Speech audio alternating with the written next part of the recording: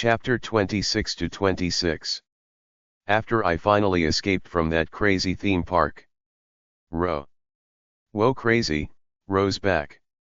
I was met with a warm welcome from my teammates who I ran into in the elevator. Turns out, the team had been in a panic and was even thinking of reaching out to one of the civilian survivors to find out what could have happened inside the ghost story. We were just trying to get some insight from them. Anyway, it's a relief you made it out safely. D-Squad's assistant manager spoke with a much brighter expression. What happened exactly? Why were you late? Before answering, I deliberately raised my hand so my wrist faced outward, massaging the back of my neck so they could clearly see the burn mark left by the membership. Socius. Oh, sorry.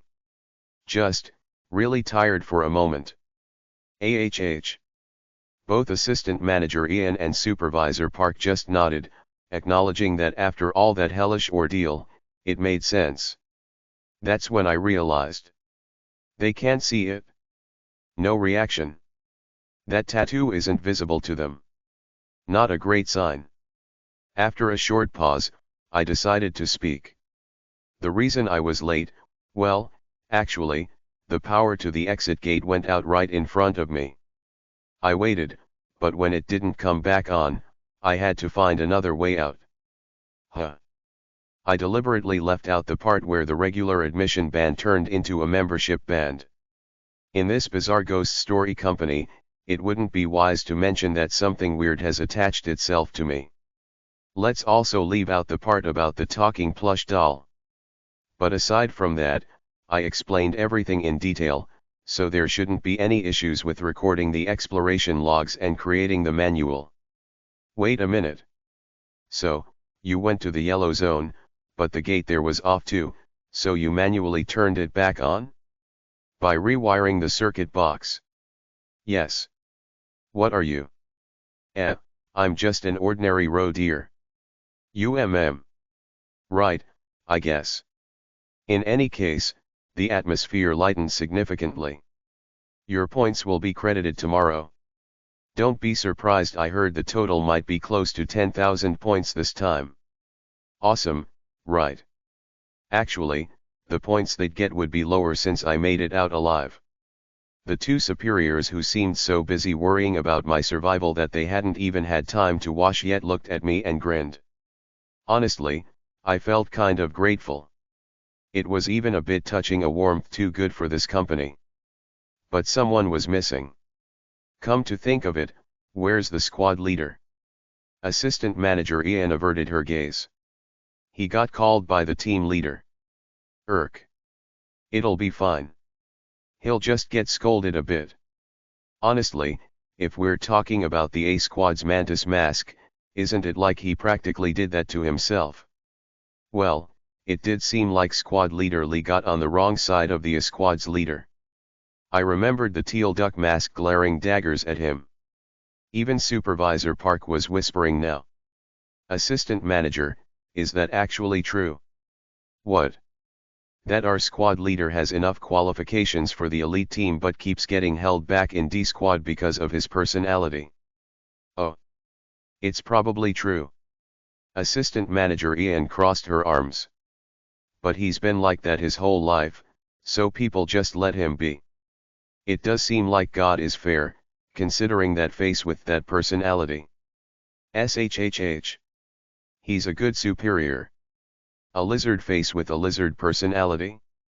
Well, I could now somewhat understand and agree that he was indeed a decent superior. Especially since I'd just seen the worst kind of boss up close. And about Research Team 1 Section Chief. The head of Research Team 1, Kwok Jakang, who had impulsively thrown his squad member into a ghost story and eventually got him killed. He really crossed the line. Apparently, he's now arguing that he was so startled himself that he accidentally sacrificed the researcher as a pawn. Even though anyone could tell it was intentional. Everyone from the exploration team present at that scene would remember it wasn't the case. The problem is, there isn't anyone willing to testify strongly for the deceased, gambling-addicted researcher. Just look at the state of our outspoken superiors. The A Squad's leader is totally fixated on our D Squad's leader, so much that she doesn't even care about Research Team 1 section chief. The expectation was that things would just get swept under the rug, with maybe a slight pay cut as the only consequence. Since this is a company where employees' lives are valued based on their performance, it didn't look like a department head would face serious disciplinary action over the accidental death of an expendable employee. Is this why Kwok Jikang, the researcher, kept showing up in the dark exploration records? One wrong move and he'd be in deep trouble, but he seemed to be crafty enough to avoid it each time, slithering away like a snake. The D Squad superiors clicked their tongues, saying that some of the creepy rumors about Kwok Jikang must have been true. I hate the thought of having to keep working with that guy, but since he threw a fit this time, he might calm down a bit until the next quarter. Right? If he hadn't, he would have been fired by now. It was exactly the kind of complacency expected in a company where employees risk their lives for ghost stories. I agree to some extent, but, honestly, it felt like Kwok Jikang wasn't just trying to kill his own researcher but all of us. The researcher was just a pawn in his chaos. But thanks to everyone's safe escape, that part got blurred, leaving things a bit murky. I'll have to keep an eye on him going forward. I resolved to thoroughly check the wiki page where Kwok Jikang was mentioned. Phew, what a long day. Seriously. The conversation died down. Since squad leader Lee Jae-han's return was uncertain, we got permission to go home for the day. Assistant Manager Ian grinned. There's nothing more to do. You haven't been reported as missing yet. We thought we might find you. Good thing we did. Yeah. We all believed you'd turn up. Go home and get some rest. Thank you. Oh, come on, no need for that. With their parting words, look forward to those points tomorrow, I said goodbye to my superiors. I returned to Research Team 1's office to gather my things and started heading home. And along the way, I met a familiar face. Jang Hyo Ian. Solium SSI. A new recruit from the Y Squad. Since all his squad mates had died, he'd somehow been relegated to the background, sitting idly in the Research Team 1's office. And although his shoulder had healed, he was still wearing his blood-stained clothes. You made it out safely. I'm relieved. Yes, thank you. I sat across from him for a moment and made some small talk. Jang Hyo Ian looked a bit pale, probably from blood loss, but his gloomy expression seemed somewhat lighter. Though it feels odd to call him lucky, given what happened to his squad mates. I recalled what the superiors had hinted at earlier. Ah, that new recruit from Y Squad. Looks like management is considering him favorably after his performance this time. If he maintains it, he's likely to be promoted to a regular employee within 3 months. If he can make it through 3 months without incident, there's a high chance he'll be transferred to a standard position. That all sounds great. The problem is, can he survive those 3 months? So, have you ever thought about quitting? Your situation is too dangerous right now. No. A firm answer returned. Jang Hyo Ian, the new recruit from Y Squad, still wearing his cow mask, clenched both fists tightly. I need that wish ticket. I can't quit. Seems he has his own reasons. In that case, I wish you the best of luck. After hesitating, I added a few words. 3 months. Pardon. If you can endure for just 3 months, there's a high chance you'll be reassigned. There's a big difference between enduring indefinitely and having a set period to push through. From a motivational standpoint as well. A glimmer appeared in Jang Hyo Ian's eyes. Why yes. I'll try my best to make it. He took a deep breath, looking at the ceiling, then lowered his head respectfully. You've helped me a lot today. In 3 months, I'll work hard to return the favor. No need. Thanks to you, I made it out safely as well. Thank you. We shook hands.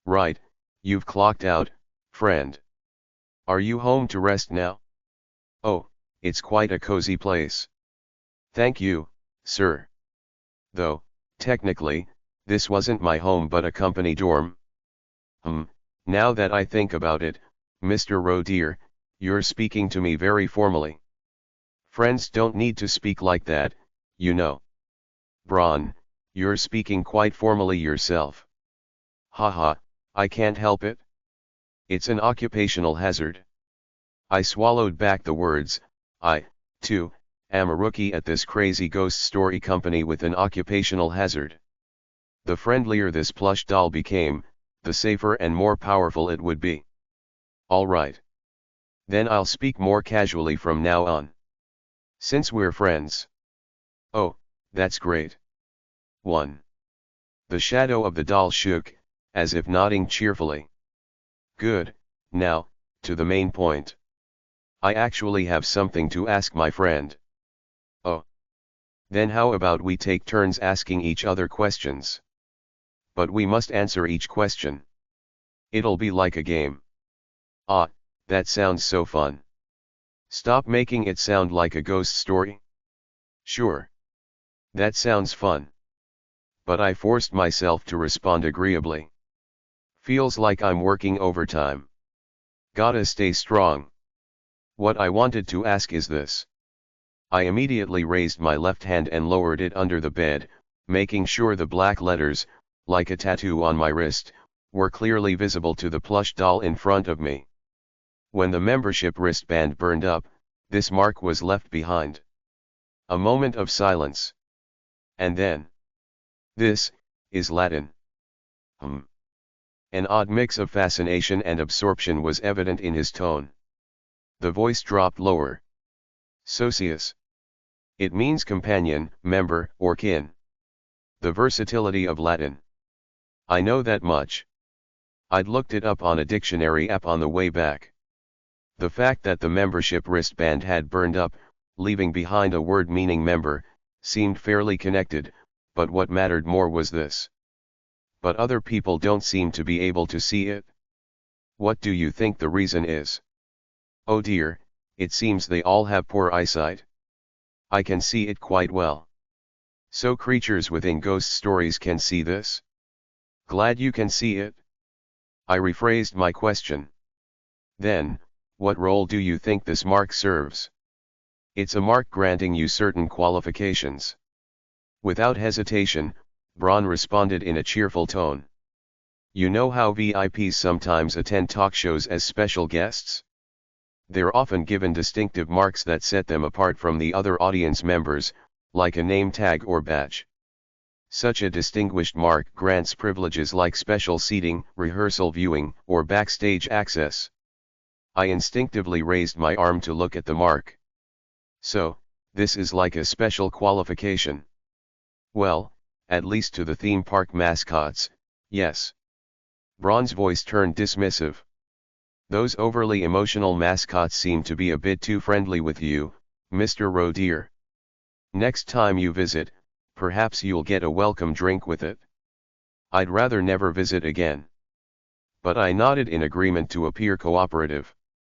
Good, good. Being social is so exhausting. Anyway, though the qualification it grants is vague, it doesn't seem to be entirely negative. If I enter another ghost story, I'll have to see if there's any use for it. The plush doll's shadow swayed a few times, as if in excitement, then whispered softly. Did you know? Know what? Mr. Rowe dear, you've just asked 2 questions. That's a rule violation.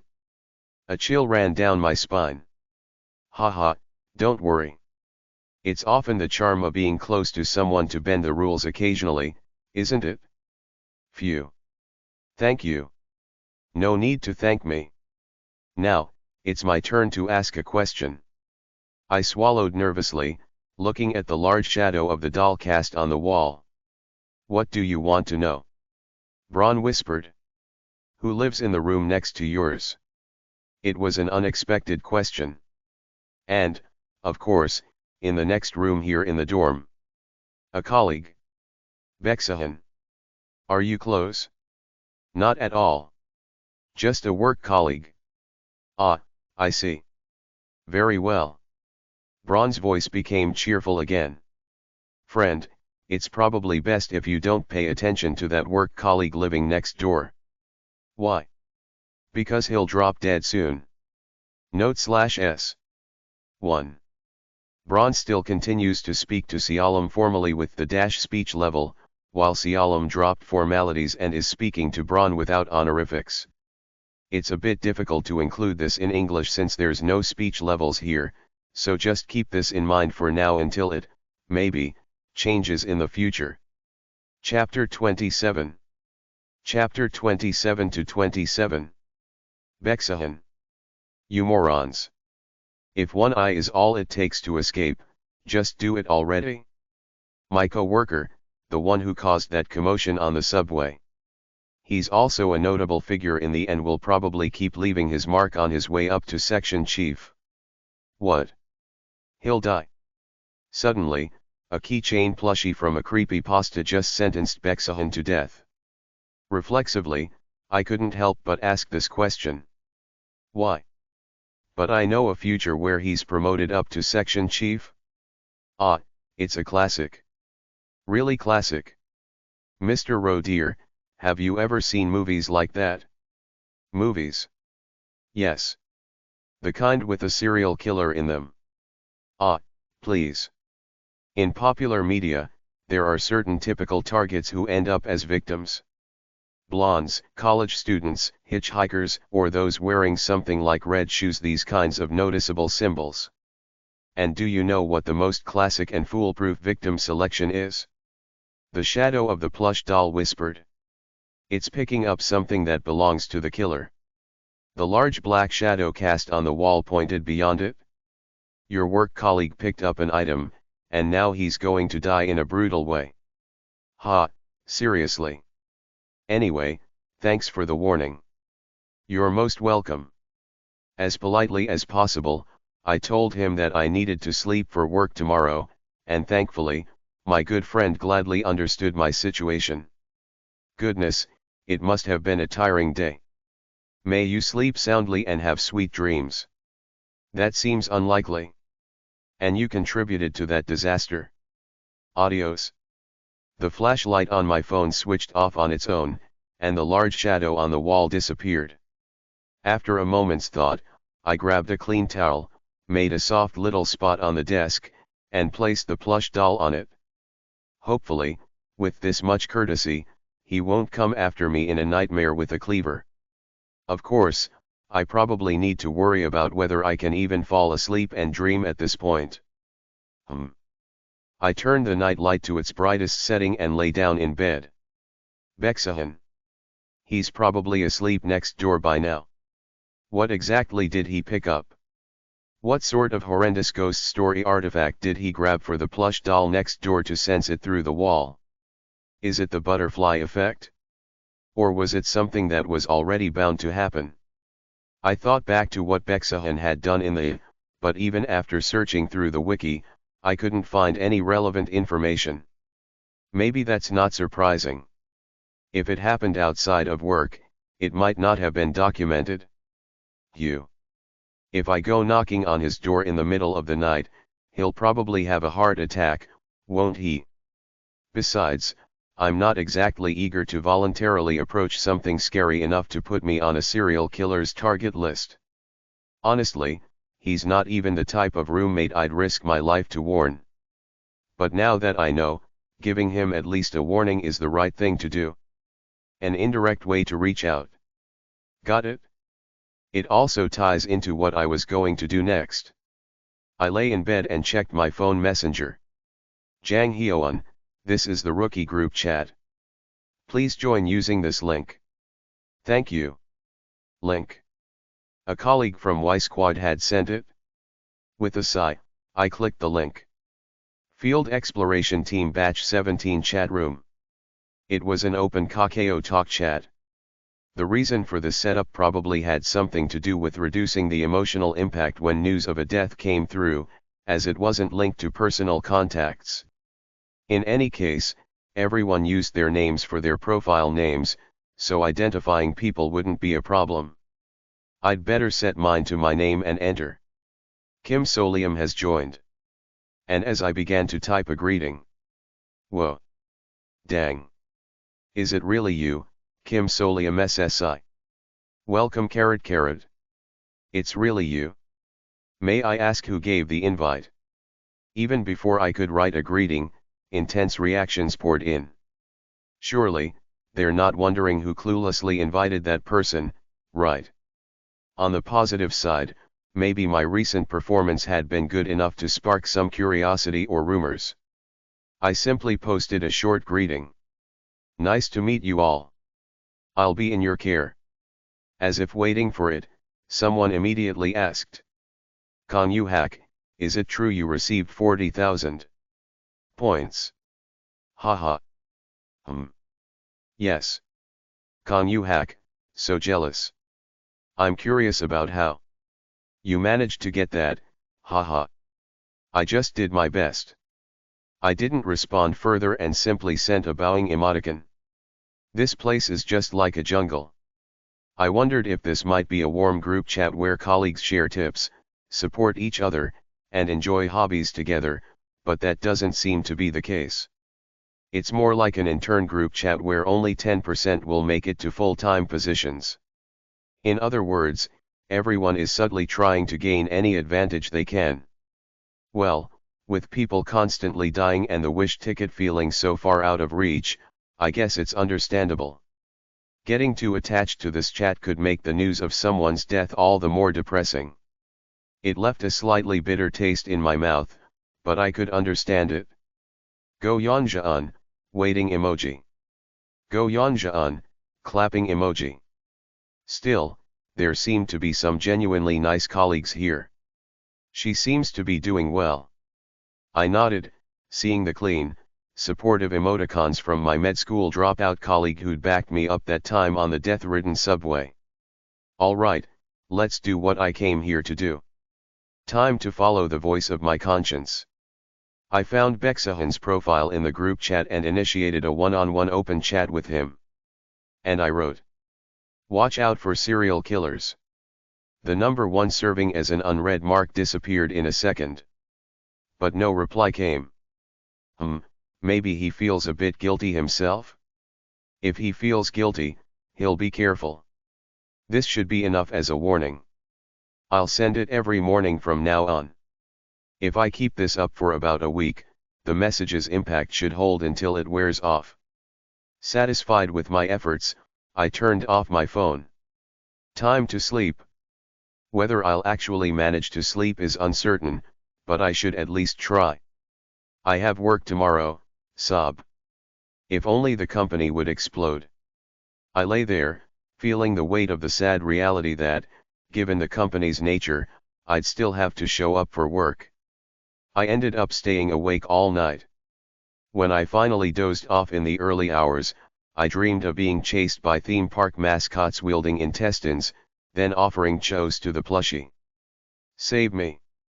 Just another night of trauma for a regular office worker. The news I heard the next day, however, was anything but ordinary. T/N, Sialam slowly and methodically driving Sahan insane with his antics is just so hilarious to me. LMAOO. Ro, you hit the jackpot. You earned 20,000 points. Pardon. I looked up and checked this morning's point total. Employee Kim Solium / earned points, 20,000 p. It's for real. They definitely told me yesterday it'd only be 10,000 points. Supervisor Park slapped my shoulder repeatedly. Assistant Manager Jin from A Squad reported that you absolutely deserved the extra points. Assistant Manager Jin.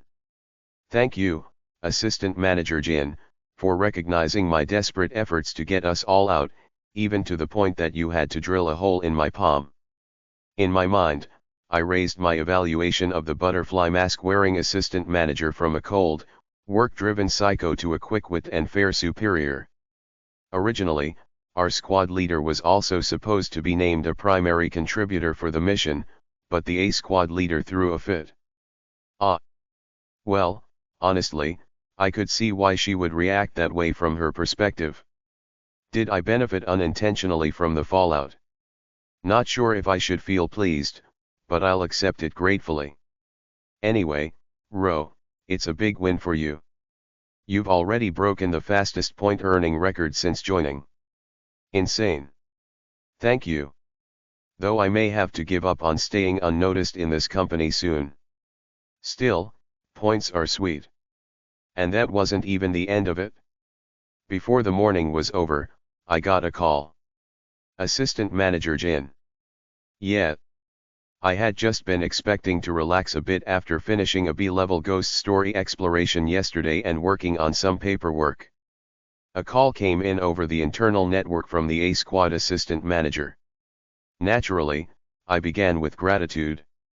Thank you. I heard you recommended me as a primary contributor for clearing the theme park darkness. Things work best when the person who does well gets more points. No need to thank me for that. Ah, yes. Anyway, get up here. My team's going into a darkness mission today, but we're short-staffed. So, you're coming to help. Don't want to?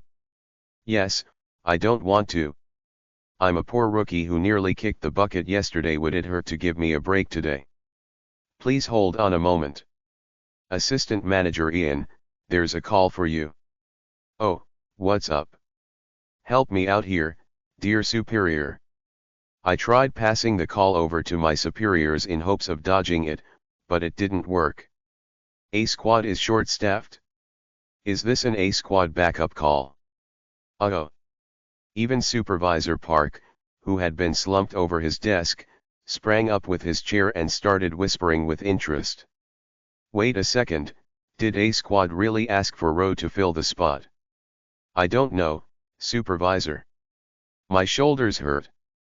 Please stop shaking me. Got it, yes. In the meantime, Assistant Manager Ian ended the call, then shook her fist at me with a gleam in her eye. Hey. Go. Pardon. That's right. With A Squad as it is right now, it's a golden opportunity. Safer conditions and more money. Don't let this slip by. All those points, Ro. Points. So, basically, the Elite A Squad gets extra points for each assignment. That's a pretty sweet deal. And since there's no call for Y Squad or the other round-off squads, it doesn't sound like a sacrificial type of darkness either. On top of that, they even called a rookie like me as a stand-in, so it likely isn't a tough mission. In short, it's overtime work with good pay and an easy win. With the vacancy, they needed to bring someone along. They must have liked what they saw in you yesterday and thought they'd give you a chance. Go for it. I have no excuse left. Saying something like I was so scared that I couldn't even sleep, so now I just want to rest would sound completely ridiculous now. If an employee from the field exploration team talks about being scared when a relatively safe situation with substantial points is on the line, they'd look suspicious. If I didn't want to be branded a coward and sent to the round-off team, I'd have to keep my mouth shut. So, with reluctant steps, I dragged myself toward the 15th floor. That's right, rookie spirit. It feels more like defeat than spirit, honestly. I trudged to the elevator, trying not to look too miserable. When I reached the top floor of the field exploration team, the 15th floor, and the doors opened, I was in for a surprise. There were no cramped desks or partitions typical of an office. Instead, it looked like a luxurious lounge you'd find in a hotel, with separate, private glass-walled spaces beyond, each marked with a staff member's name. My God! A personal office for each person. It was the kind of benefit you'd expect for executives. Is this some kind of motivation?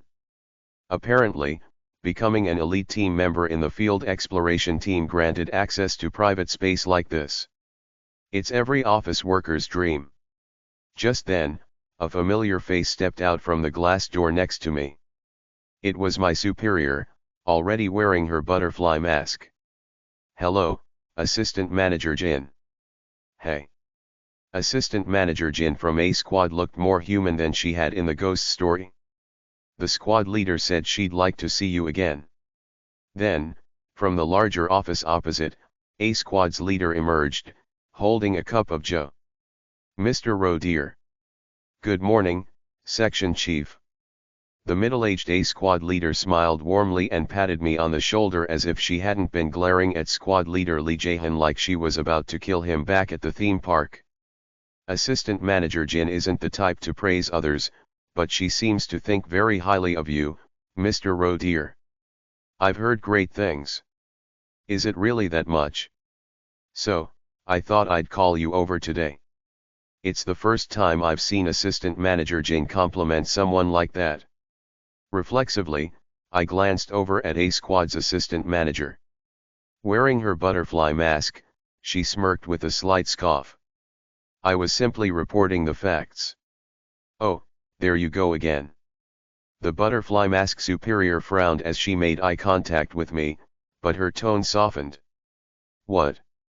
You did a good job, didn't you? Thank you. Yeah.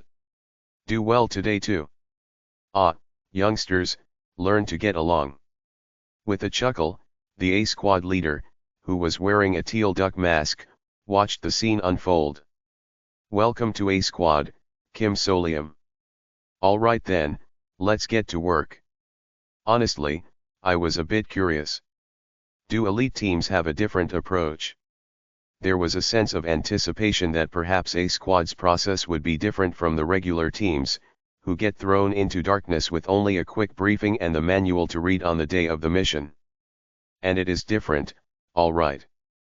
Collector confirmed, data recorder confirmed, mask confirmed, equipment confirmed, basic supplies confirmed. With 31 minutes remaining until entry time of identification code Dero C402 at 1100 H, preparation check completed. This is intense. The atmosphere here was entirely different from D Squad, where we'd sit around a couch, exchange jokes, and head off into the darkness, often with the squad leader not understanding half the humor. Despite being down a member and with only 2 people left, A Squad maintained a strict hierarchy and protocol. Right as I arrived, they immediately had me run through the equipment check briefing. All done. Good. Let's head in. Yes, ma'am. Temporary or not, it was clear that the lowest ranking member would do the grunt work here. Come to think of it, Assistant Manager Jin isn't the easiest person to get along with, yet she was formally respectful to the squad leader. Well, at some point, I'd have to experience a team like this. It might be good to go through this kind of experience at least once. As long as they don't find out I'm a scaredy cat. If only I knew what kind of ghost story we'd be entering today, I could mentally prepare. Just then, A Squad's leader, holding the manual, addressed me. Oh, Solium SSI, you haven't read the manual, have you? I haven't, ma'am. Trying to stay positive, I reached out politely to receive it from the squad leader. But just as the manual for this darkness exploration was about to be handed to me, she paused. Actually, Solium SSI, why don't you try going in without one this time? Pardon? I heard your specialty is figuring things out without a manual. I looked up in shock. Underneath the teal duck mask, I could see A Squad's leader smiling. If it seems dangerous, I'll give it to you immediately. Got it? So, what she's saying is, she'll decide if it's dangerous, not me. Meaning she might never hand it over until the end. They both know what's in the manual, yet I'm supposed to go in blind. Alright, shall we go? Ah, it's been a while since work has felt this fun. Wait. Is this bullying in the workplace? It's so stereotypical it feels like a joke. I feel lightheaded. But why would a squad leader from another squad that I just met yesterday go out of her way to do this? Oh. Lee Jae-hyun. Could it be that our D Squad's lizard chief really rubbed her the wrong way, and now she's taking it out on me, his rookie? Why must I be dragged into this mess as well? Chapter 28. Chapter 28 to 28. As I prepare to enter a creepypasta with a squad, let's go over what I need to keep in mind. Stipulations. 1. I must not let them find out that I'm a coward. 2. I must not reveal that I already know the correct strategy to use. 3. I must survive this uncooperative squad leader's corporate bullying. Just kill me already. I think I've said this to myself more times since joining this company than I can count. But there's no helping it. It's my first time entering a creepypasta with a superior who actually wants to see me fail. Every day feels like a new kind of hell. And then there's the workaholic superior who would throw me straight into the cleanup team the second they find out I'm a coward. In other words, I'm entering a creepypasta alongside people who would rather hinder my survival than help it. Maybe the only way out is to scrape together enough points and use a wish ticket to escape from here. And the creepypasta we're entering this time is just as anxiety-inducing, filled with misleading clues. How does the place look to you? It seems like an abandoned factory, ma'am. A dark, oil-smelling abandoned factory. Do you know how many creepypastas in the involve abandoned factories?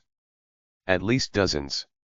And even more if you consider ghost stories where locations change randomly, including abandoned factories. I was hoping to quickly enter the identification code into the search bar as soon as I could get a moment to myself away from the 2A squad members, but they didn't give me a single chance to be alone. They were watching me like hawks. It was as if they were waiting for me to make a mistake, with both A squad superiors casting sidelong glances at me as they strolled slowly. I was breaking into a cold sweat. There isn't a single companion here to rely on. Friend. Oh. Another setting, I see. Not the most suitable for a filming location, I must say. Such filthy conditions, like a bedraggled donkey. Don't you agree? I quickly looked down. The voice was coming from the keychain plushie, good friend, in my pocket. Brawn. I do have a cooperative companion. Wait, we're standing right next to my 2A squad superiors, and if you just start talking openly like that. Oh dear, are you worried our precious friendship might be disturbed? Fret not. Those who are not friends have no right to hear my voice. Hue. So, no one else can hear him talking. Now that I think of it, there were records of the good friend only speaking to its owner. And it's also said to be able to pick up on the mood or surface thoughts of its companion. I felt somewhat reassured and tapped my pocket a few times. Haha, that tickles a little. I'm seriously gonna cry. This situation, where a creepypasta monster is my only source of comfort. Squad leader. There's a door over there. Ah, right. Solium SSI, why don't you go ahead and open it? Solium SSI. Yes, ma'am. Swallowing a scream, I walked up to the rusty door. They don't even bother hiding the fact that they're out to make things hard for me, designating me specifically without even giving me the manual. Goodness. Mr. Roe dear, you look as though you're struggling. Is it an issue of stamina? Shake, shake. I shook my head slightly, hoping it would go unnoticed. Then is it the filthy environment that's troubling you? Shake, shake. Another small shake. Ah, I see. Then it must be that your companions are not quite suited to your preferences. Bingo. This is tough. Both this horrid creepypasta setting and this workplace harassment. Are these bad people tormenting my dear friend?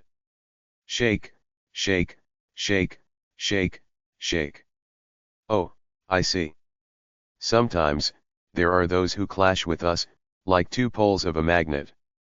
Let's keep going, cheerfully, friend. Now my stomach hurts. On top of everything, I have to balance things so the plush doesn't go berserk. Is this normal? Caught between terror and stomach cramps, I somehow manage to steady myself and grab the rusty door handle.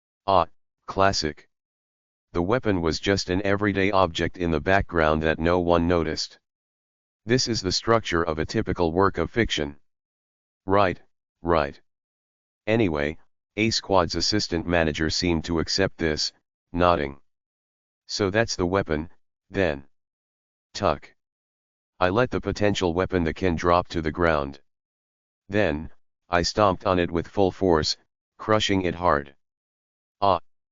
I tilted my head to the side. There's no way a human skull would be damaged by something with this level of force. It doesn't add up. Tremble, tremble. At that moment, the space around us shook slightly. But no matter how you look at it, it seems like they were struck with a can. That's what I'm saying. I nodded, as if just realizing something.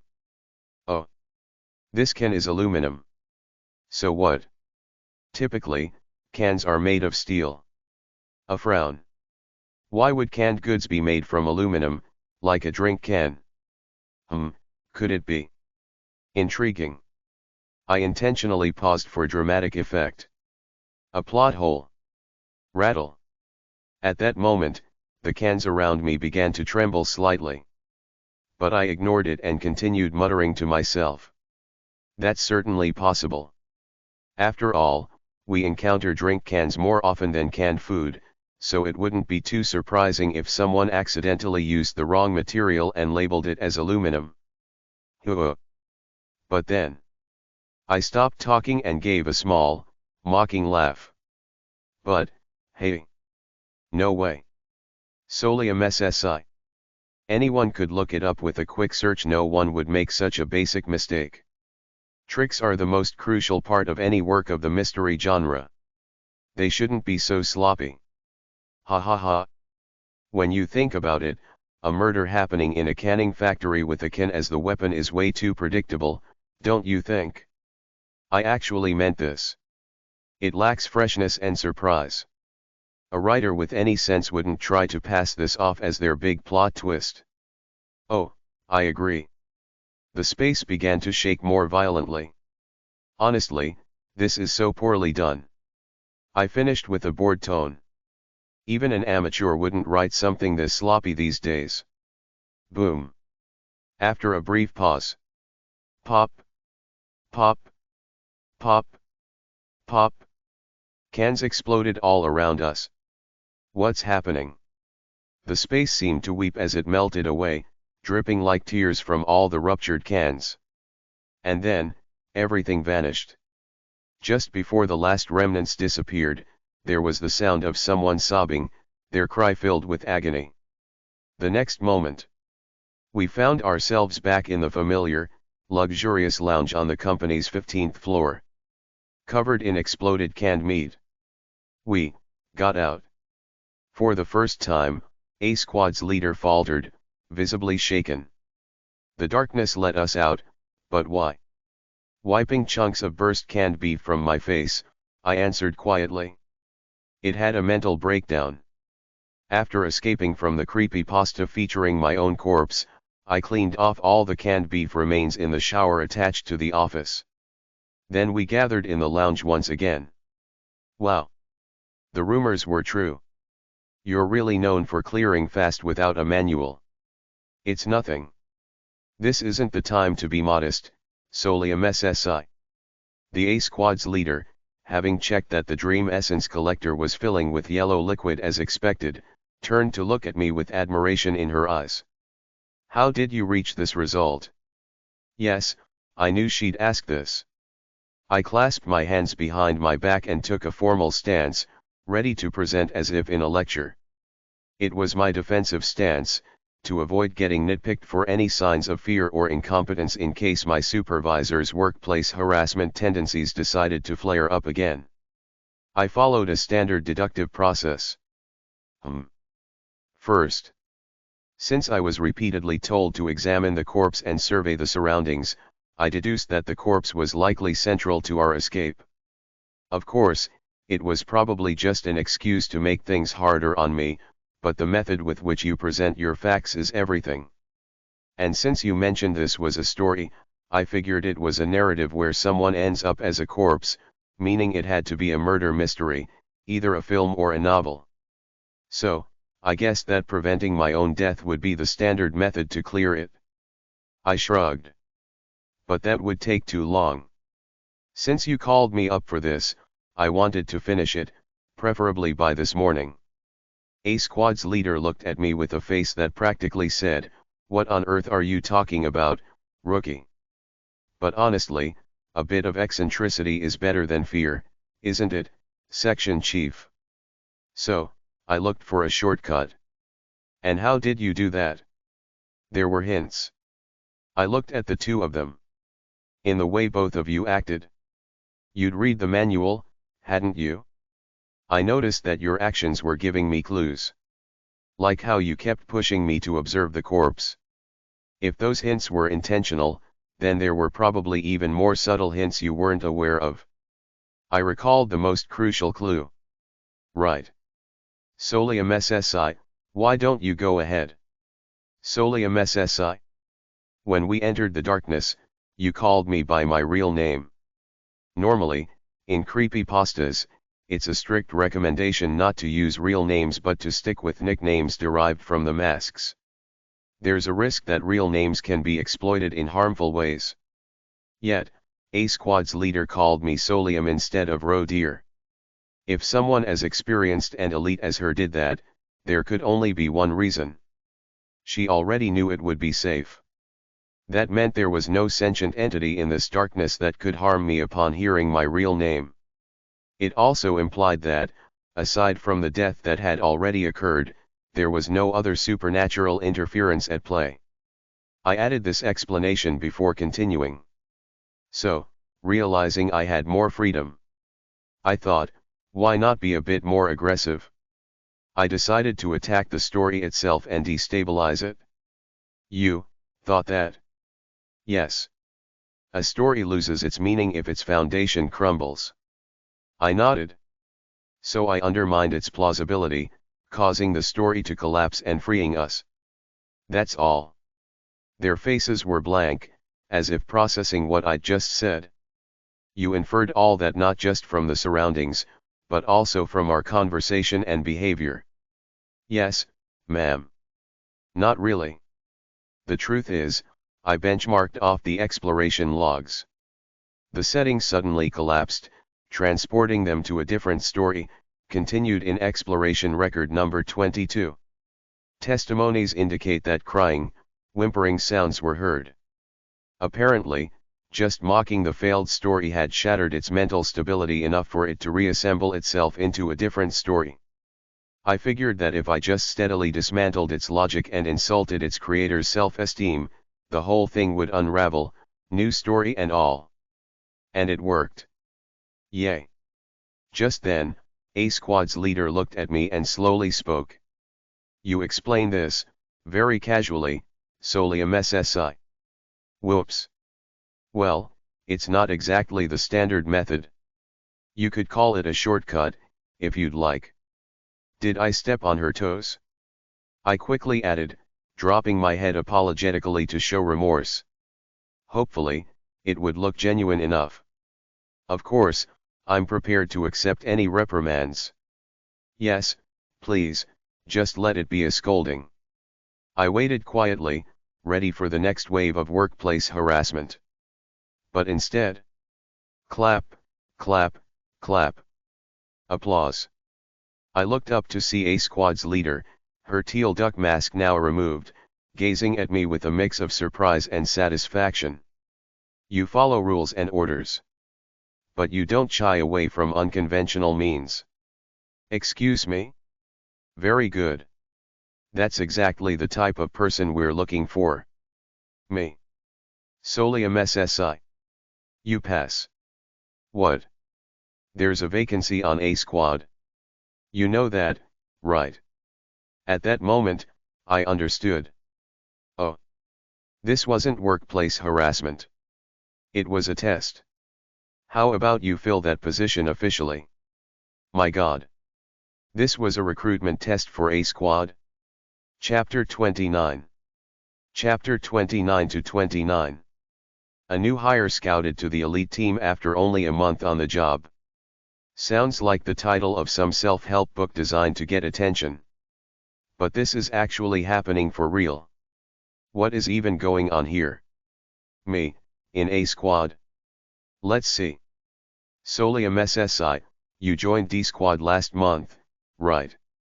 Yes. Let's get in touch with HR and handle it as a temporary assignment, then make it official in 5 months. Right. Then, Assistant Manager Jin. A squad's leader turned to me with a satisfied smile. For starters, solely MSSI should be promoted to supervisor right away. The official announcement should be out by next week. Oh, my God. This company may not care much about seniority, but there's still a minimum requirement, you know. This is insanely fast-tracked. Of course it is. They're even offering a promotion? This level of pull in the company? No, that's not it exactly. Typically, a potential elite team member would have to go through a couple of promotions, proving themselves in each role before officially getting into the team. The usual practice would be that you need to be at least a supervisor to even start in the elite team. Since they want me in A squad, I need to be promoted, so management is just fast-tracking it. A squad used to start at the assistant manager level.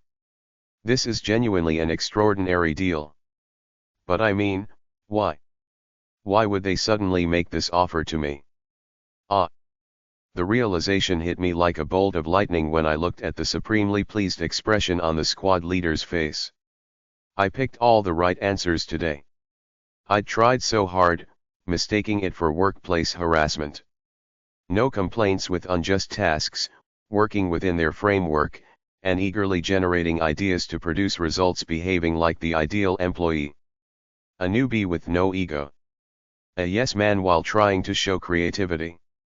Exactly the type of subordinate any boss dreams of. Solely MSSI. Go ahead and clock out. Be prepared for the official announcement, which could come as soon as next week. No way. This is a disaster.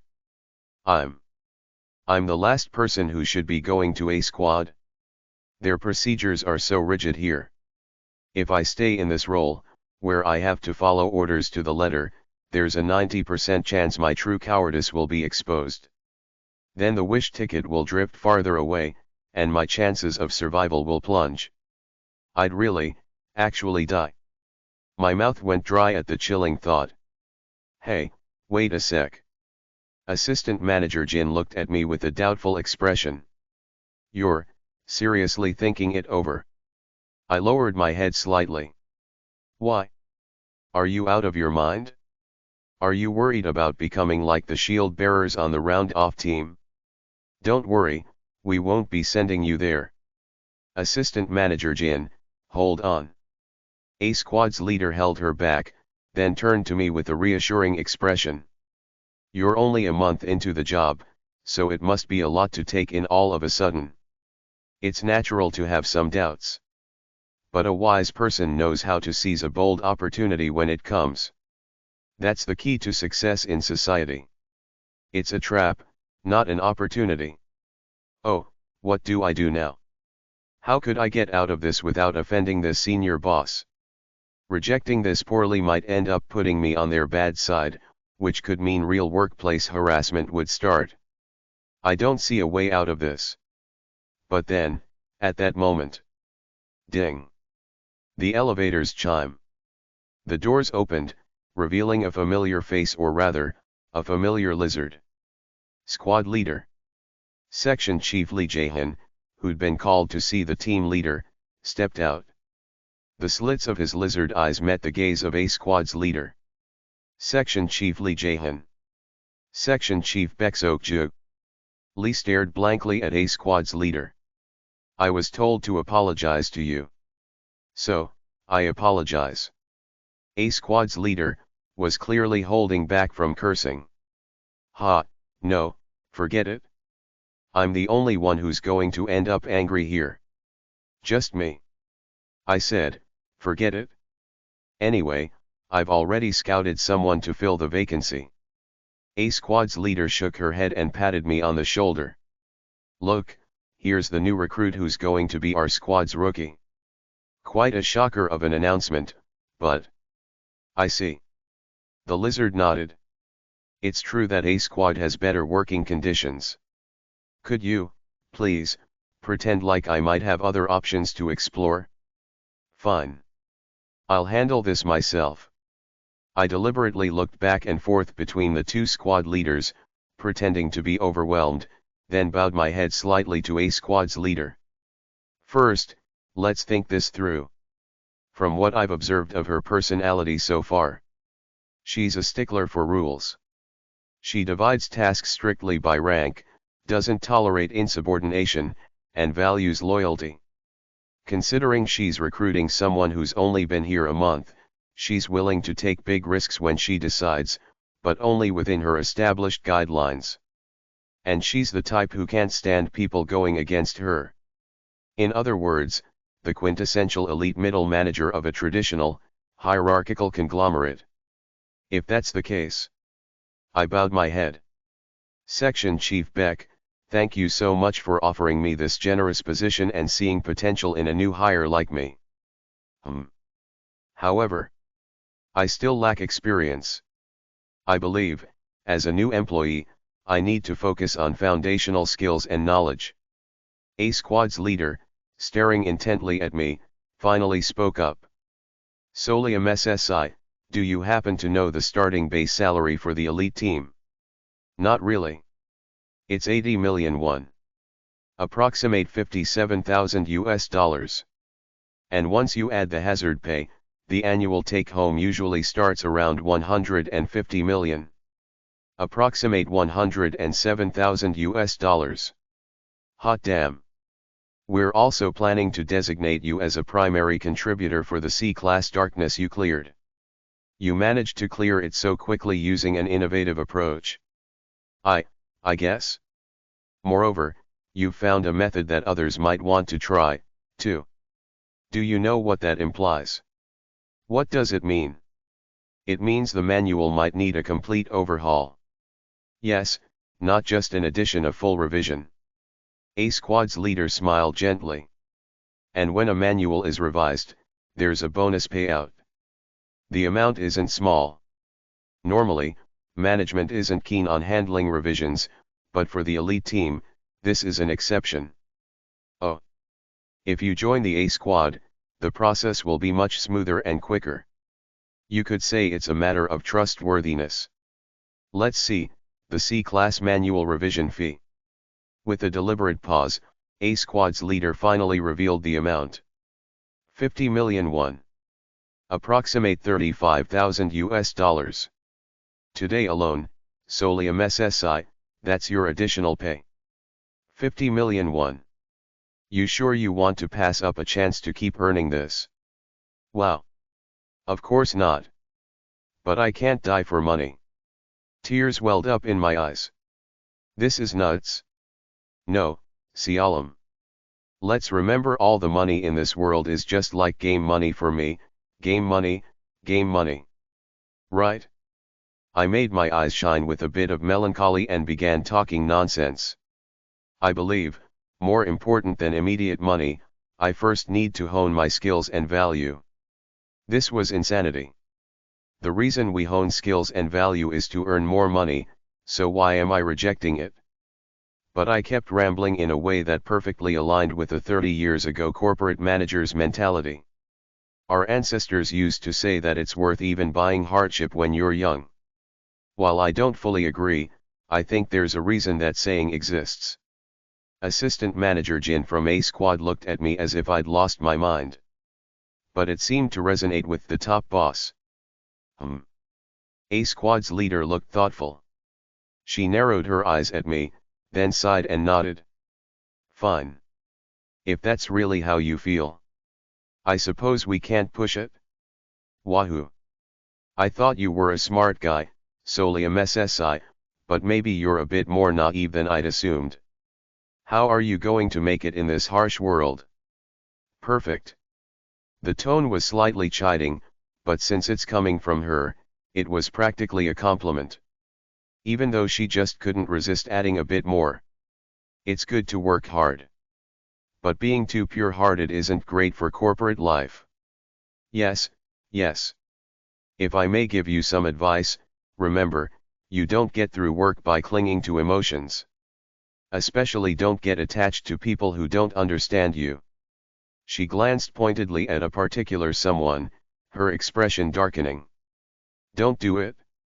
It's not worth it. Understood. Ah, she's talking about the stubborn psycho lizard chief, isn't she? Got it? Did you hear that, Section Chief Lee Jae-han? Yes. The lizard replied like it was the most obvious thing in the world. I understand perfectly. Please stop with the is this guy for real, look, A squad leader. Anyway. With a deep breath, A squad's leader brought the conversation to a close. Good work today. Head on home. Yes, ma'am. Sweet, sweet freedom. Thank you. I'll head out now. Finally, I can escape. I eagerly pressed the elevator button. Assistant Manager Jing quickly came up and whispered to me. You idiot. You're going to regret this. D Squad Section Chief hasn't even seen a wish ticket yet. Our Section Chief has already received one. That's fine. I know that lizard guy will eventually make it to team leader. Of course, I couldn't say that, so I went with a compliment. I'm sure you'll get one soon too, Assistant Manager. What? I'll be sure to ask you all about it when that time comes. Assistant Manager Jin looked momentarily startled, then scoffed. You do seem to have some sense. You'll answer, right? Yes.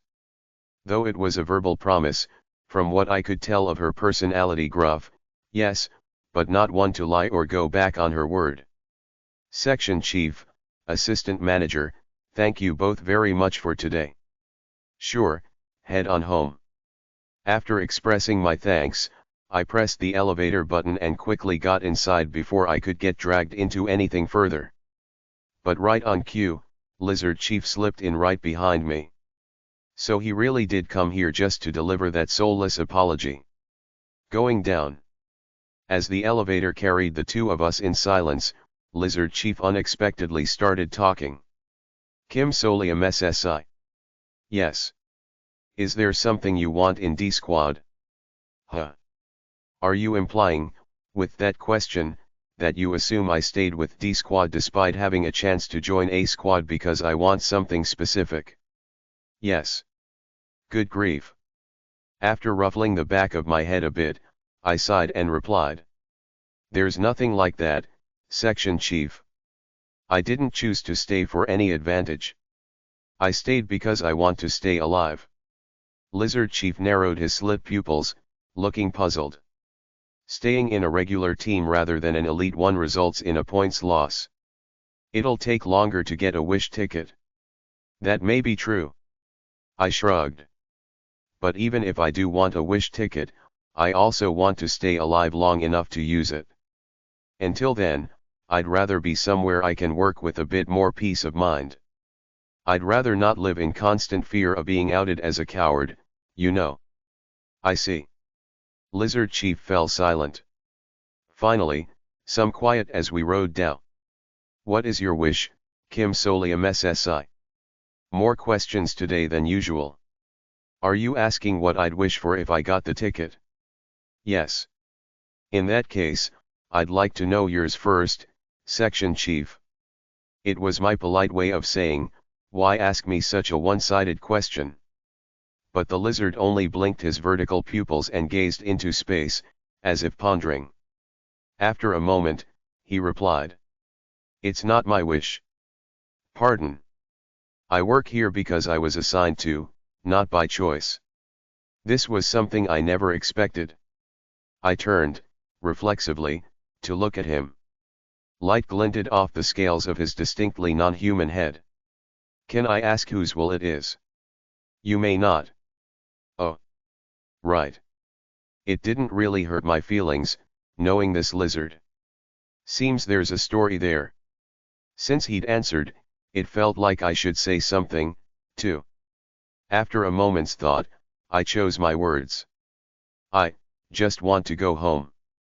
In reality, Section Chiefly could have followed up with countless questions. Where is home? Why is that your wish? Is it a place or more of a metaphor? But instead, he simply said, I see. And that was that. In the quiet, the elevator continued its peaceful descent. I have to admit now that, in a certain way, Lizard Chief is quite an easy conversation partner. Oddly enough.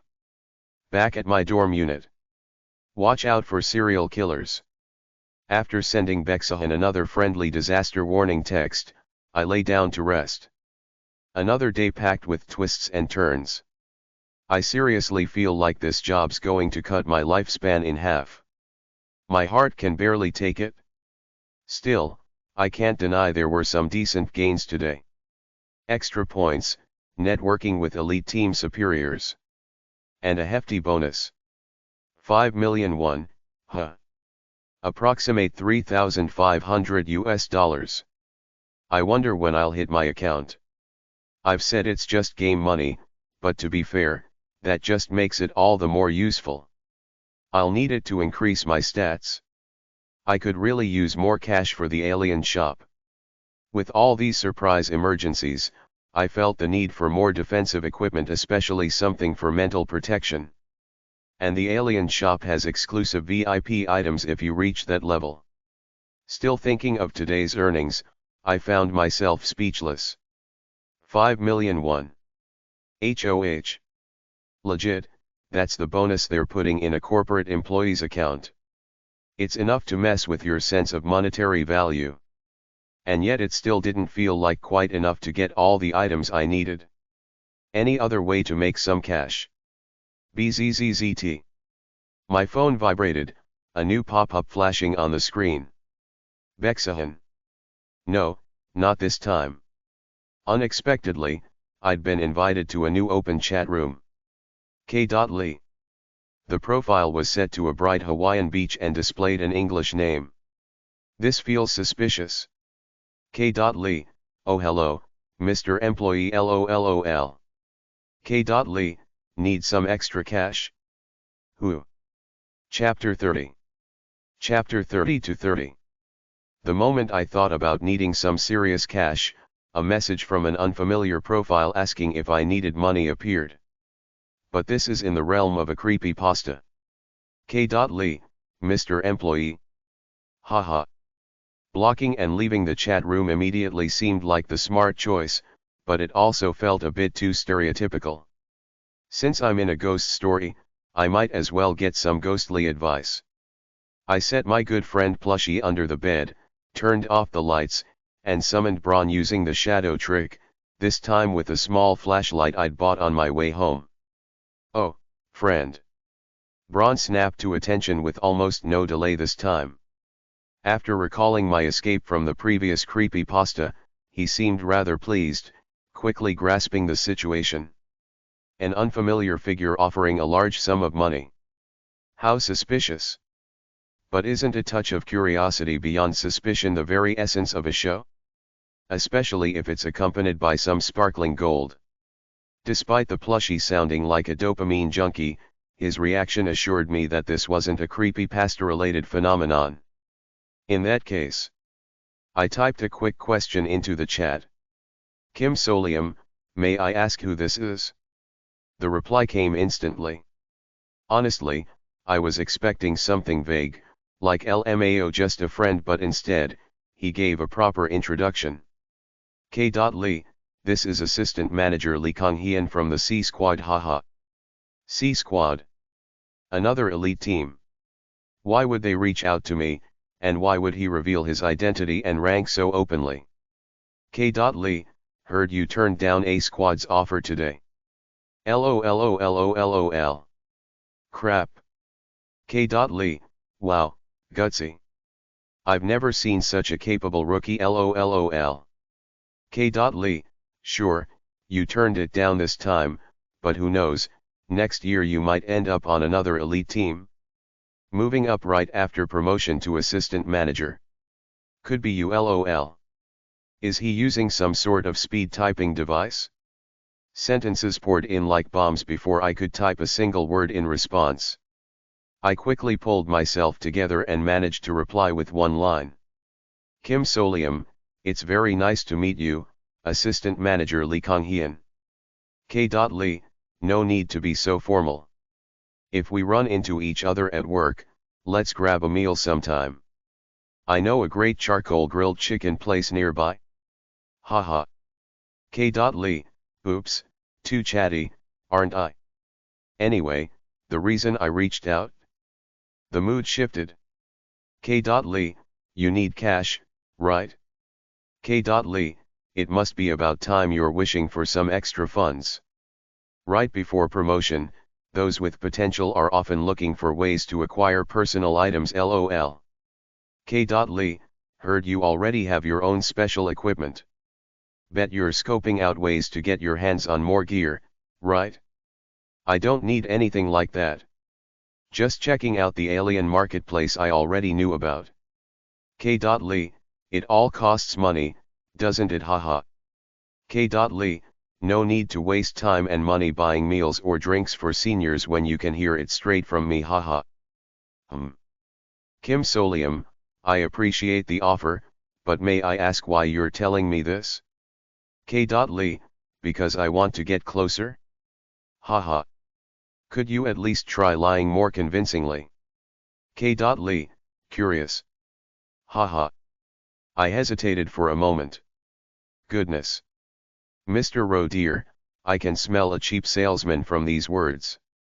Hardly someone who'd appear on a reputable channel. But, cheap things have their own uses. If you play him right. I typed out my response. Kim Solium, no thanks. K. Lee? K. Lee, oh, wow, Mr. Employee. You've got a sense of humor. That's fitting for someone breaking records for rapid point accumulation haha. Kim Solium, I'll just ask my section chief instead. Kim Solium, have a good night, sir. K. Lee, was it JYST? K. Lee, hey wait just a minute. K. Lee, you're not a cousin of section chief Lee Jahan are you? You've got the same attitude. You might as well just curse at me directly. In any case, since he didn't know my personality well, my bluff seemed effective. He hastily fired off more messages. K. Lee, hey I'm not charging for this just hear me out. I swear I don't make these offers often, TT. Messages came pouring in with a steady stream of taps going . K. Lee, link. Along with a link to some web page. K. Lee, if you need seed money or items just go check this out. You can put me down as your referrer Hawib53, just type that there NITLL work. K. Lee, you don't have to, of course, but since I referred you, it'd be nice if you could choose, follow or conscience lololololol you get what I'm saying RYT. Ha ha ha ha. K. Lee, and PLS keep this between just us. Shy emoji. A template. It looked like a copy-paste job if I'd ever seen one. K. Lee, anyway, remember who gave you the tip okay? K. Lee has left the chat room.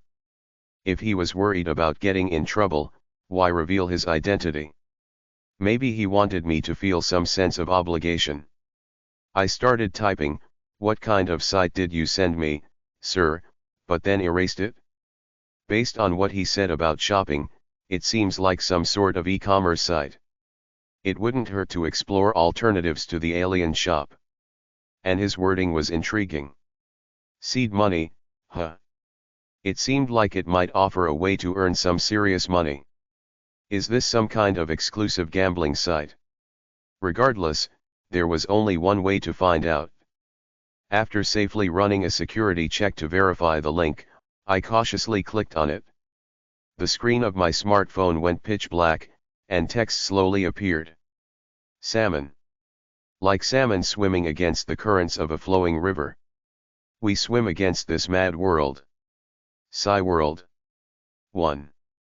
With an effect that made it look like salmon were swimming across the screen, the words faded, and new text appeared. Membership available, requires referral.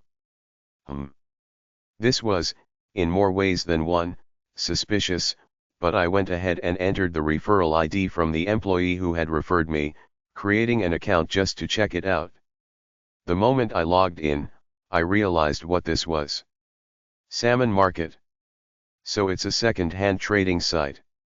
This was a platform where people could buy and sell items directly to one another, except the listings here involved mystical and occult items or information. Dried mermaid meat for sale, certified by Hanuri Jade. Looking for, bloodlust tile pieces, untainted. Rare locations of misfortune vending machines. Verified info available, Offering enchanted protective charms. As I clicked around, I quickly got a sense of the site's nature. So, basically, it's full of scams. Note/s. One World is a Korean company that provides microblogging services. It was very popular in the mid to late 2000s, right arrow curving left. From the perspective of anyone who's read, this was nothing more than random trinkets, meaningless props, or outright misinformation. In short, it felt like a second-hand occult marketplace with minimal professional credibility. I rubbed my forehead. Is this place mostly run by non-professionals? Public platforms inevitably lose their credibility over time. To prevent that requires considerable effort, but this place feels purposefully neglected. Amateurs often pay a high price for trivial items. Just like fans peeling off bits of the stage floor where their favorite celebrity performed. Well, at least that's genuine memorabilia, but here it's all fake. Yet I noticed quite a few expensive transactions had actually been completed. Right. The world at large doesn't officially acknowledge supernatural phenomena. Governments, worried about social disorder, and corporations, wanting to protect trade secrets, investigate paranormal occurrences in secret. But even civilians are frequently affected by these incidents. There's no doubt urban legends and personal encounters circulate within society, so it makes sense that a site like this exists. Judging from the sky-high prices for some items, it's a wild place. One item for $1,000,001. Money's exchanging hands as if they're paying for security deposits. Maybe it's survival anxiety, or maybe the Veblen effect one applies to occult goods too. Could I actually sell something here? If that employee really was an assistant manager in the Elite C Squad, then Daydream Incorporated employees were likely using this site to sell odd trinkets and information. That, however, made me uneasy. If I cross the line, I'll definitely get flagged for an audit. I needed a secure setup. So, I logged out of my current account and created a new one. As for a username, Blue Friend. Friend? Oh. Did you think of me? My, how touching. Well, I guess so. I just combined whatever came to mind. For the referral ID, I used the account I'd created earlier. Done. Oh, so you're creating a new identity to avoid tracking? Exactly. I'll use this account for items a Daydream Incorporated employee shouldn't have, or for things that might be flagged during an audit. This way, any purchases can't be tracked back to me. Of course, I'll still leave some transaction records on the first account. To avoid raising suspicion. Smart thinking. On that account, I'd trade items that might appear to be within reasonable bounds for a Daydream Incorporated employee. With that settled, it was time to think about what I could actually sell. Reselling items from the alien shop is out of the question. Seeing the amateur level of this site, that'd cause absolute chaos. Anyway, I'm busy enough buying things I actually need there to worry about reselling for profit. I scrolled through the latest posts on Salmon Market, looking for something low-key that I could still sell for a profit. Buying food from paranormal phenomena. Oh. Buying food from paranormal phenomena. For research purposes. Strong preference for food originating from fracture-sanctioned phenomena, according to the Supernatural Disaster Management Bureau's classification, 40.0.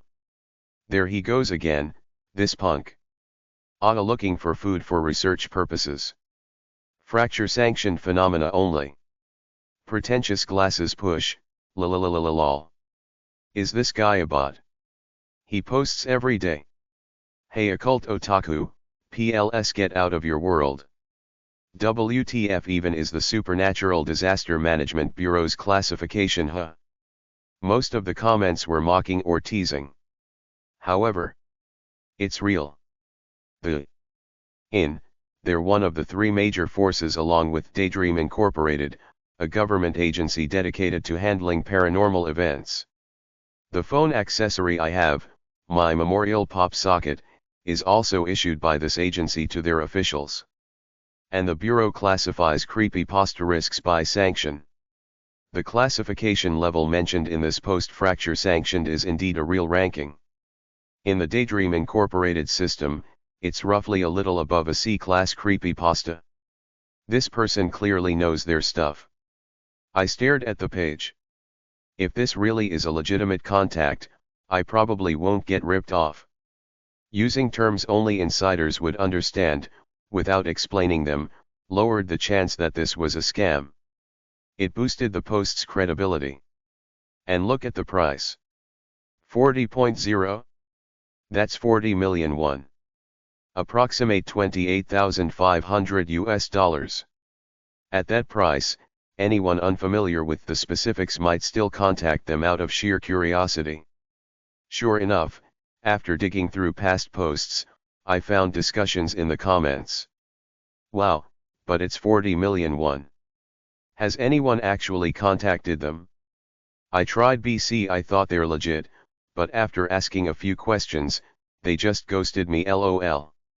Everyone's been left unread. Just a poser. Nah, now I'm good. No, that's not it. From what they're saying, it sounds like the food they offered didn't meet the necessary fracture sanctioned level, so the person just ignored them. Conveniently, I happen to have something on hand that would likely meet their requirements. A food item with a mysterious origin and unknown effects that I certainly didn't dare to consume myself. Yep, I've got it. In fact, I even had 2 packs. A snack gifted by the Blue Dragon mascot at the theme park. That unsavory food. It wasn't that unsavory. Well, either way. Even a good child sometimes needs a bit of funding. The mascot would understand. Blue friend, hello there sir/ma'am, happy face, I have the paranormal origin food item you're looking for. Message sent. The next day. It's perfect that it's the weekend. I was waiting near Gwanghwamun station, holding a box containing 1 pack of the blue soda chos given to me by the mascot. I think I handled this well. I thought back to the messages I'd exchanged with the buyer yesterday. They'd replied almost instantly. What kind of food exactly? This was a key moment. I had 2 options. I could show off my expertise, hinting that I knew what the Supernatural Disaster Management Bureau and the fracture sanctioned level were, to build trust with insider knowledge. Or, blue friend, it's kind of like chos. I'm honestly not sure.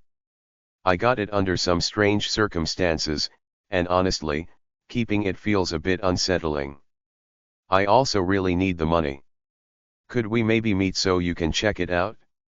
If it fits your needs, you can take it from there. I could play clueless and let the buyer make the call. Fortunately, the second approach worked. To be fair, that message was pretty much the truth. I wasn't keen on letting on that I worked for Daydream Incorporated, either. So, here I was, waiting near exit 5 of Gwanghwamun station 7 minutes ahead of our meeting time. If anything feels off, I'll bail. I stayed alert. Soon, someone approached from the direction of Chongai Plaza, glancing around near exit 5. There. With the way they were scanning their surroundings, it was clear they were here for a transaction. Tall, dressed entirely in black, and wearing a mask, the person walked over as soon as our eyes met. "You must be the one from Salmon." I nodded, opening the box to let them inspect the contents. The person reached out a gloved hand. Their voice sounded young, but I didn't expect them to be this cautious with their identity. Not that I'm one to talk. I'd also dressed in a hat, sunglasses, and anything else I could think of to obscure my face. Hood pulled low, I kept my eyes on their movements. If they tried to take off with the item, I'd move first. The buyer ran their gloved hand over the box and nodded before taking hold of it. This is exactly what I was looking for. Then, they handed me a small box that looked like a sippy cup. When they opened it just a bit, I caught a glimpse of 50,0001 bills inside before it quickly closed again. They looked at me as if to ask why I wasn't taking it. I couldn't consult Braun, which was a shame, but first things first. I set the box down on the ground. After nodding politely, I pulled out a notepad from my pocket. I showed the open page to the buyer. "I don't know the effects of this item. It wasn't dangerous to keep, but just in case, I'd recommend not consuming it. I know you said it's for research, but I thought I'd mention it anyway." I couldn't see their expression, but they seemed a bit taken aback. "Sure, this looks like some kind of random performance, but apologies, I'd rather not risk having my voice recognized." After a brief bow, I showed the final page, nodded respectfully, took the cash cup, and bolted. "Have a nice day, carrot carrot." Great. Once home, I deposited the cash immediately. It was the weekend, so it looked like Bexahan wasn't around. Judging by his comings and goings, he probably went back to his family's home. Anyway, it's time to log into the alien shop. I pulled up the link. Note/S. 1 Veblen effect, abnormal market behavior where consumers purchase the higher priced goods whereas similar low priced, but not identical, substitutes are available. This behavior stems from the belief that the higher the price, the higher the quality. Chapter 31. Chapter 31 to 31. Alien Shop. What a unique name with a sense of style.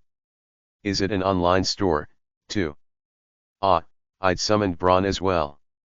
He was thrilled that I'd drawn the curtains in the middle of the day for him and couldn't get over how I'd sold the mascot snack. This friend of mine sure has a low threshold for being touched. To be fair, the mascot had given me 2 packs, and I'd saved one, just in case. Anyway, to answer his question. Yep, it's online. You browse products on a page that looks like a flyer. Aha! Is that so? Braun's cheerful voice echoed. I'm intrigued to see the shop that my friend frequents so often. Amazing items from outer space. I'll take a look at the items. What is this? This is just a hideous flyer, completely devoid of any aesthetic appeal. Isn't usefulness more important than appearances? My word. Mr. Rodeer, appearances are just as important as the contents. Visual appeal is the first thing that draws in an audience. How could anyone be attracted to such an uninspiring and plain, not to mention ugly, flyer? Sure. With Braun's commentary in the background, I clicked into the site. Alright, Mr. Rodeer, I still have faith in you. Since you said it's worthwhile, I'm sure there's more to see behind the flyer. Items. Blood bathtub, 29,999,999 Korean wons. Mysterious candle kit, 19,999,999 Korean wons. Snow White's apple, 11,999,999 Korean wons. We can help. 66,666,666 Korean wons. Sale, blood-sucking cutlery,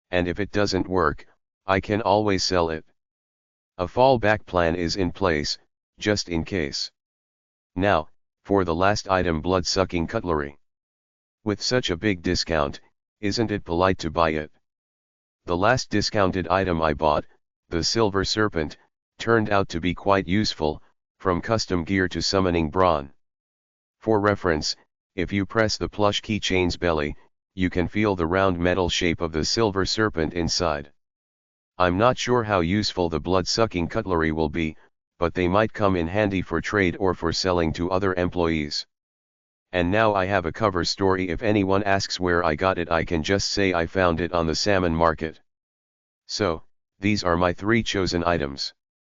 Alright. They fit perfectly within my budget. Time to finalize the purchase. Mr. Roe dear. Out of nowhere, Braun called out to me. About that bloodbath tub. What about it? I would like to have it. What? Friend, would you consider giving a gift to this Braun here?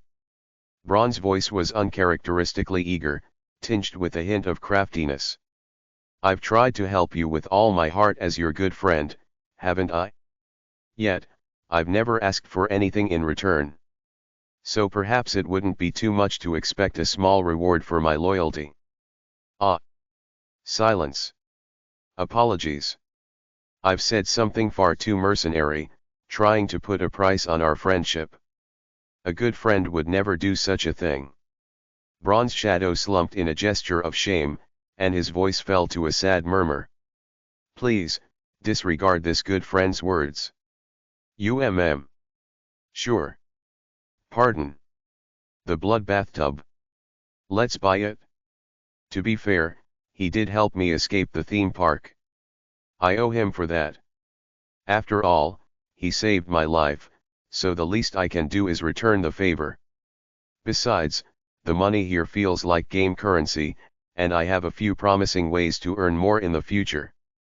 Plus, keeping on Braun's good side is clearly the smart move, especially given the peculiar abilities he showed back at the park. And if I'm going to get it, I should do it wholeheartedly, without holding back. Just a bit more cash, and I'll buy it for you as soon as it's deposited. Oh my goodness. Thank you. Thank you so much, Mr. Roe dear, my friend. Yeah. But remember, this isn't a reward or anything.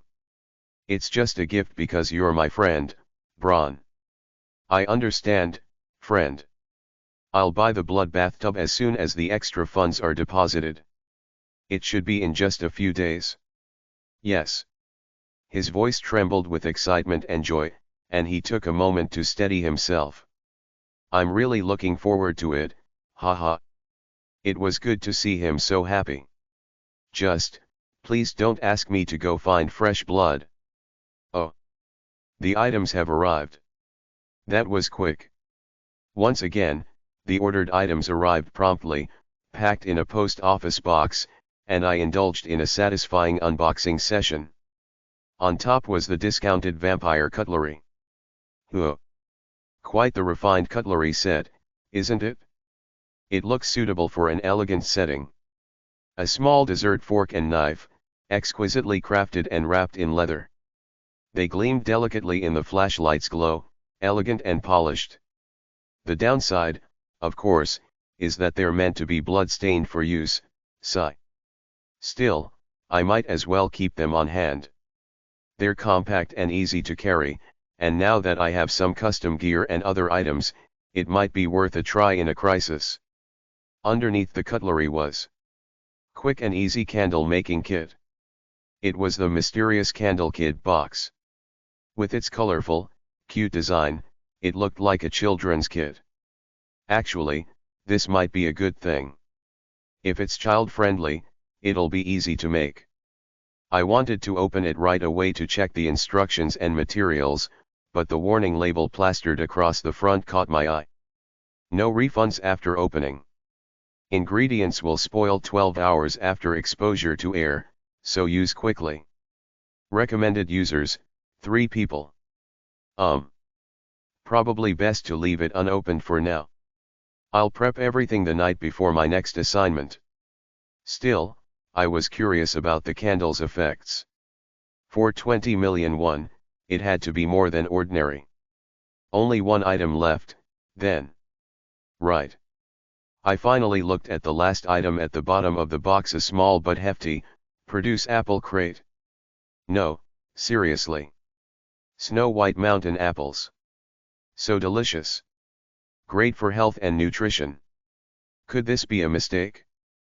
Did I accidentally order real farm produce? There was a letter attached on top of the box from the supplier. Let's see. To our valued customers who purchased Snow White apples, we express our sincere gratitude. This produce is grown with care and nourished with as fertilizer sourced from, cultivated and harvested directly with the sweat of hard work. Its effects and taste are distinctively different from those of other orchards. Happy face. Usage: chew and swallow one apple completely. Effect: immediately induces a death-like sleep where all biological activity ceases. This effect lasts until sunrise the next day, after which you will awaken with renewed energy and greatly improved condition. Note: this orchard is not liable for any changes to your body during the sleep state. Definitely paranormal. So, it's like that potion in Romeo and Juliet, the one that makes you look dead. Got it? I opened the apple crate. Inside were 7 small, shiny, perfectly round apples, bright red and practically picture perfect. Truly, they look healthy and beneficial. Really? But yes, this does seem quite useful. An item that induces a state of suspended animation and allows you to recover fully after a day? I could definitely find a use for it. So, my current inventory now includes: Good Friend, Blood-Sucking Cutlery, Mysterious Candle Kit, Snow White's Apples, Memorial Pop Socket, Smiley Sticker, Smiley Face, Alice Picnic Set. Then, my special equipment, plus 1 pack of blue soda chos. And soon, I'll add the blood bathtub. Let's make the most of all these items and try to stay alive. Then, sweet dreams to you, Mr. Roe dear. That night, I went to bed a bit earlier. I slept fairly well, occasionally plagued by nightmares, but mostly undisturbed. I had a feeling that the next few days would at least be peaceful, so that might be what made me feel at ease. Let's rest up, reorganize, and get ready until the payment comes in. But a few days later, I faced a shocking reality. The additional allowance hasn't been deposited. Even the manual revision that the A squad leader mentioned hadn't been completed. I was supposed to receive a reward for that. What the heck? Was it all just a bluff? Did they really swindle me out of 50 million won? I immediately started investigating and soon heard an unbelievable update. The person in charge is missing. Yeah. They haven't shown up for days. Apparently, an administrative staff member who handles the manual revisions is currently missing. And it's already been a week. Wait a damn minute. Then, the manual review. It's been postponed indefinitely. It's not urgent, and, you know how long it takes this company to reassign paperwork. Probably at least 2 months. And no way. I made a promise with a certain creepypasta monster. Chapter 32. Chapter 32 to 32. T/N. Important edit to our favorite creepypasta monster's name. I'll be spelling his name as Braun from now on. I couldn't find any official confirmation from the author on this spelling, but Braun makes more sense for a dapper gentleman with a TV for a head if you take these things into account. https://en.wikipedia.org/wiki/television_set_early_television and https://global.samsungdisplay.com/29755. So everyone, please adjust your mental image of our dear Braun. He's got an old-timey TV head that looks kinda like this. https://global.samsungdisplay.com/29666. Major thanks to Khalid for pointing this out. Wouldn't have caught that if not for you. The missing manual evaluator. The missing 50 million won. And the soon-to-be missing gift, the blood bathtub, pending. To make matters worse, Braun, the one who requested the gift, is currently in my back pocket. He's probably hearing all of this, shit. I'd been bringing him along just in case we entered another creepypasta scenario. Leaving him at home made me antsy, but now it seemed to be backfiring. This felt like promising a Christmas present to my niece, only to find that the store shelves were empty when I got there. Except, in this case, my niece was Annabelle. A deep sigh escaped me. An employee in this world taking unauthorized leave for a week without notice. It's obvious. This means they're likely tangled up in a creepypasta and have gone missing. Just relax and wait. It's better for your sanity, they say. But if I wait too long, someone else might grab the blood bathtub on the alien shop, and then I'll fail to keep my promise to Braun. I really don't want to tick off the plush toy that once burned down in a class darkness with a mere snap of his fingers. I'm gonna actually die. Assistant Manager Ian Hage gave my shoulder a few encouraging taps before returning to her desk, while I sat there, silent and lost in thought. What should I do? Should I wait, twiddle my thumbs anxiously for 2 whole months, and if the tub sells in the meantime, swallow my pride and apologize? Should I take out a loan? Or, first, maybe I should at least find out why the person went missing. It's not just to save face with, I did my best. Who knows, maybe I'll find the missing person without much risk. I still had both in my memory and on my phone. Let's at least scope things out. Since the theme park incident, work had been relatively slow, and I'd wrapped up the paperwork for a recent exploration just yesterday. Today, I had a bit of freedom to kill time as long as I didn't actually run off. Plus, my superiors are in and out of the office today. Of course, as the lowest on the ladder, I decided to wait until after lunch to briefly sneak out. The first place to visit. The manual evaluator's desk, of course. Ding. The elevator doors opened. Of course, I'd prepared a cover story for this visit. Ah, you want to check out the evaluator's office? Sure, Ro, just take this and just drop it off. My squad's kind-hearted supervisor handed me a certificate of completion for a training session. It wasn't urgent, but it gave me an excuse to be there. My humblest thanks, Supervisor Park Min-zong. In a creepypasta world full of psychopaths, his kindness felt like a rare warm gesture. I entered the admin support office, looking for someone to give the document to. Luckily, there was an employee seated right next to the missing evaluator's desk. I'm here to drop off some paperwork for D-Squad Supervisor Park Min-zong. Huh? Just leave it there. Yes. And also, without even glancing my way, the employee kept typing away at their computer, looking rather bored. I politely handed over an envelope I'd been holding. Inside were warm, sugar-dusted donuts filled with vanilla cream and an iced Americano. Bribes are essential for this sort of thing. I picked these up while getting something for myself. Thought you might enjoy them. Ah, you didn't have to, really. Still, their hand shot out to take the coffee and donuts. A true office worker. Supervisor Kong, pass these around. Huh? Donuts. They're from him. Wow, thanks. You're from D-Squad, right? I watched as the office atmosphere subtly shifted toward a casual tea time atmosphere, with the admin staff biting into the donuts and chatting. It was a friendly setting, perfect for gently prying information.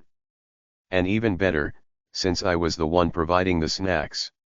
I picked the right moment to bring up the missing manual evaluator, glancing over at the empty seat of Lee Byung-jin. Should I just leave this coffee on Section Chief Lee's desk? He doesn't seem to be in. Oh, no need. Just take it with you, he hasn't been in at all. Oh, he's on vacation. Vacation? No, he's missing. Gotcha. The employee sitting nearby replied nonchalantly, barely glancing my way, and exchanged a look with the person across from him. Honestly, we kind of saw this coming. Hey. Oh, come on. Everyone's heard about it by now, haven't they? You're a D-Squad rookie, right? What's your name? It's Kim Solium, sir. Oh, are you the one who nearly made it to A-Squad? I suppose so, sir. They seem to have a good impression of me, which I'm grateful for. Wow. Some murmuring began to ripple through the room, so that's D-Squad's rookie.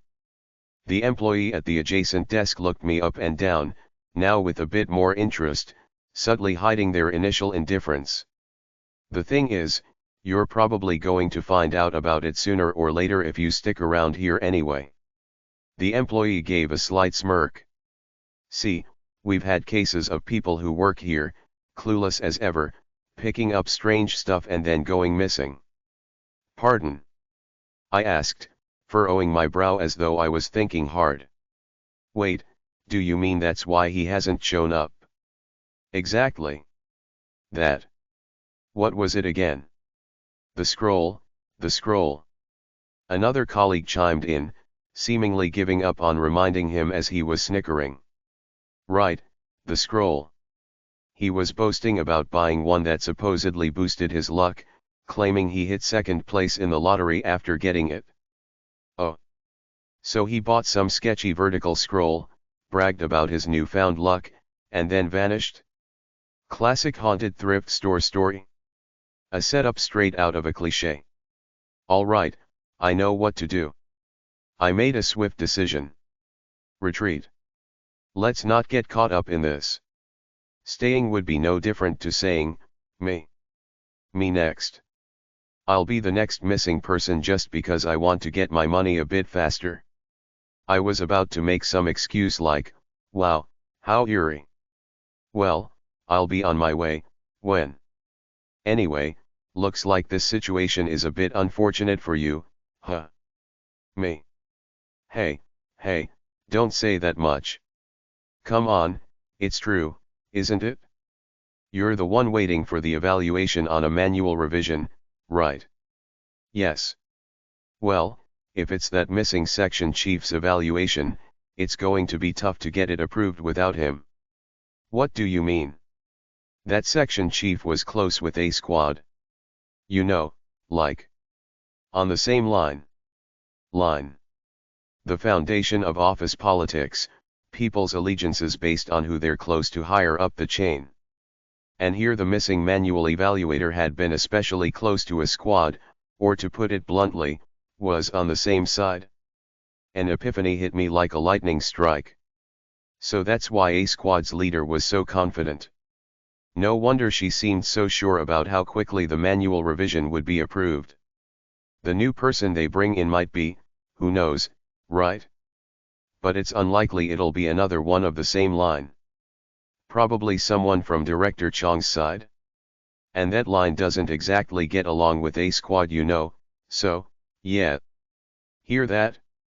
The sound of my 50 million won disappearing? Not just delayed but completely out of reach. No way. Without even realizing it, I spoke up. Do you know where Section Chief Lee disappeared?